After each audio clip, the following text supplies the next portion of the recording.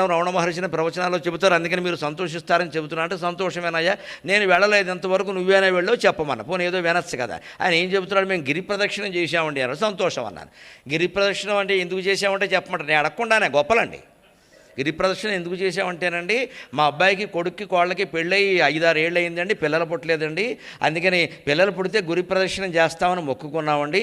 సరిగ్గా మా కోడలు నీళ్ళు వేసుకుందండి, అందుకని మొక్కు తీర్చుకుందుకు వెళ్ళి గిరి ప్రదక్షిణం చేసామన్నాడు. నాకు ఒక్కసారి ఒళ్ళంతా తేళ్ళు జర్లు పాకినట్టు అనిపించింది. 12 ఏళ్ళు దాటిన వెంటనే అక్కడ విరూపాక్ష పర్వతం మీదకి వెళ్ళిపోయి భిక్షాటం చేసుకుని అక్కడ ఉండే గోవులు కాసుకునే కుర్రాళ్ళు రాళ్ళెట్టి కొడితే పడి అక్కడ కూర్చుని విరూపాక్ష గుహలో చర్మం నేలకు అంటుకుపోయేలా రమణ మహర్షి తపస్సు చేసింది నీ కోడలు నీళ్ళు వేసుకోవడానిక. వేరే లక్ష్యమేం లేదా, నీ వంశాన్ని ఉద్ధరించాలా, నీదేనా సూర్యవంశమా చంద్రవంశమా?